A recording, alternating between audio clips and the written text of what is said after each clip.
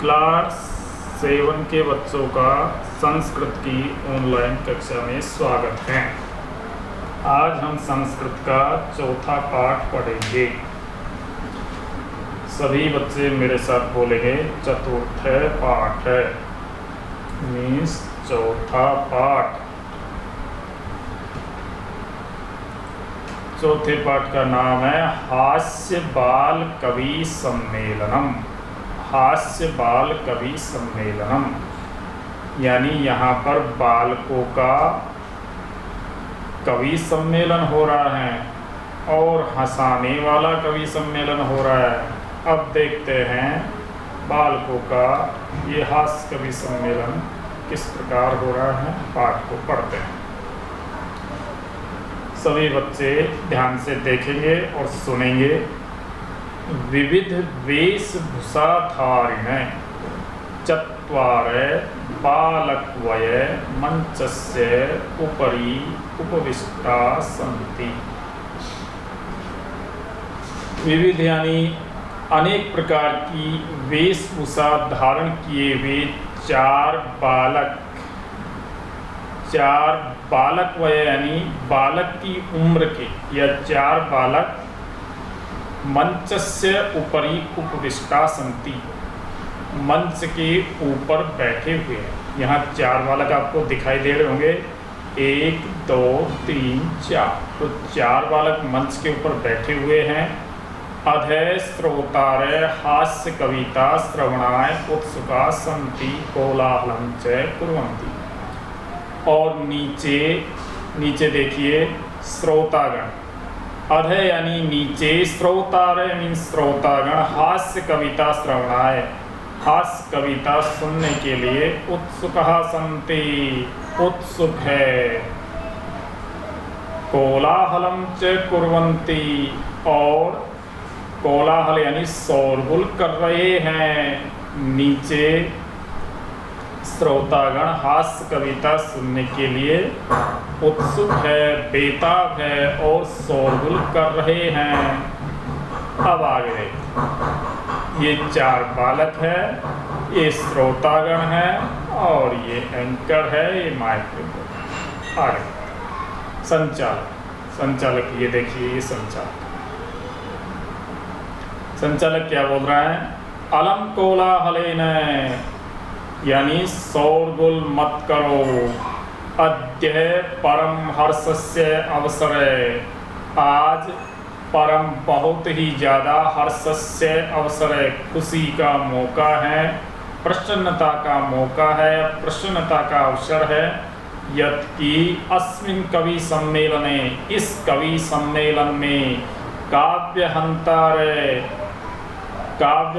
यानी कविता को मारने वाले, यहाँ पर एक हास्यप्रद शब्द है कवि काव्यहंता यानी कविता को मारने वाले। काल यापकाश्च और समय बर्बाद करने वाले भारतस्य हास्य कवि धुरंधरा समागता। भारत के हास्य कवि धुरंधर समागता यानी आए हुए हैं। समागता सन्ति यानी आए हुए हैं। एही आओ करतल ध्वनिना तालियों की गड़गड़ाहट से, तालियों की ध्वनि से, करतल ध्वनि से वयम एतेषां स्वागतम कुर्मः हम सब इनका स्वागत करते हैं। अब गजाधर बोल रहा है सर्वेभ्यो ऐरसिकेभ्यो नमो नमः। सभी ऐरसिकेभ्यो यानी नीरस लोगों को, नमो नमः यानी नमस्कार, सभी नीरस लोगों को नमस्कार। गजाधर जो बच्चा है, लड़का है जो कविता सुना रहा है, वो बोल रहा है सभी नीरस लोगों को नमस्कार। प्रथमं तावत् अहम आधुनिकं वैद्यम उद्दिश्य स्वकीयं काव्यं श्रावयामि। यानी सबसे प्रथम तावत अहम, प्रथमम यानी सबसे पहले, तावत यानी तावत अहम सबसे पहले, तब तक, अहम यानी मैं, आधुनिकम वैद्यम आधुनिक वैद्यम मैं आधुनिक वैद्य के ऊपर वैद्यम उद्देश्य यानी आधुनिक वैद्य को उद्देश्य मानकर स्वकीयम काव्यम श्रावयामि, अपना काव्य सुनाता हूँ। मैं आधुनिक वैद्य को उद्देश्य मानकर अपना काव्य सुनाता हूँ। चलो वो अपना काव्य सुनाते हैं, ध्यान से देखिए। एक श्लोक है, वैद्यराज नमस्तुभ्यं यमराज सहोदर, यमस्तु हरति प्राणान वैद्य प्राणान धनानि च। अब इसका मीनिंग समझ लीजिए हिंदी में। वैद्यराज यानी हे वैद्यराज, यानी हे डॉक्टर, नमस्तुभ्यम यानी मैं आपको नमस्कार करता हूँ।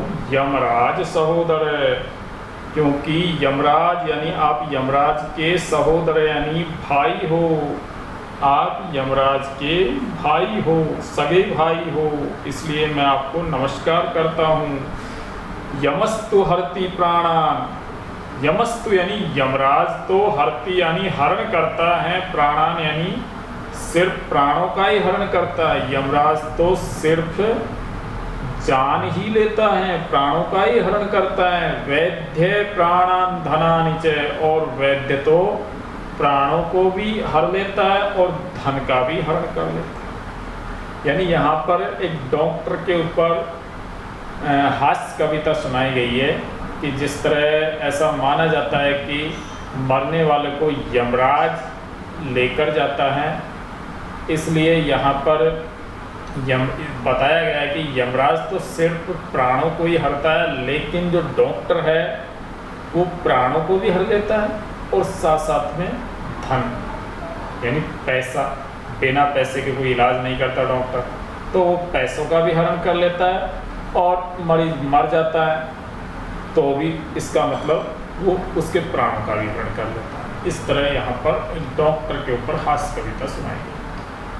आगे, सर्वे उच्चै हसन्ति, सभी लोग ऊंची आवाज में हंसने लगते हैं। कालांतक, अब दूसरा बच्चा आता है कालांतक नाम से, वो बोलता है, अरे वैद्यास्तु सर्वत्र परंतु नैते मात्र सा कुशला जनसंख्या निवारण। अरे डॉक्टर तो सब जगह हैं, परंतु यानी लेकिन नैते मात्र सा, लेकिन मेरे जैसा या मेरे जैसे कुशला जनसंख्या निवारण, जनसंख्या खत्म करने में कुशल नहीं है, जनसंख्या कम करने में कुशल नहीं है। वैद्य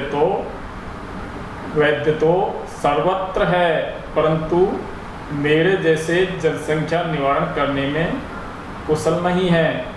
ममापि काव्यम इदम श्रृण्वन्तु, मेरा काव्य भी सुनो। भवन्तः यानी आप सब मेरा काव्य भी सुनो। चितां प्रज्वलितां दृष्ट्वा वैद्यो विस्मयमागतः, यानी चिता को जलती हुई देखकर, यानी जो इंसान मर जाता है तो उसको चिता में जलाया जाता है, तो चिता को जलती हुई देखकर वैद्यो विस्मयमागतः, डॉक्टर अचंभे में पड़ जाता है। क्यों अचंभे में पड़ जाता है डॉक्टर? ना हम गतो न मे भ्राता, यानी न तो मैं ही मरा हूँ और न ही मेरा भाई मरा है, यानी न तो मैं ही गया हूँ और न मेरे कोई परिवार का कोई इंसान गया है या उसकी मृत्यु हुई है। कस्येदम हस्तलाघ, मेरे हाथ में कैसा जादू है, न तो मैं ही गया हूँ और न ही मेरा भाई गया हूँ। ये मेरे हाथ का हस्तलाघम, हस्त यानी हाथ का, लाघव यानी जादू, ये मेरे हाथ का कैसा जादू है। सर्वे पुनः हसन्ति, सभी लोग दोबारा हंसते हैं। आज हम यहाँ तक ही पढ़ाएंगे, इसके बाद हम बाद में पढ़ाएंगे। धन्यवाद।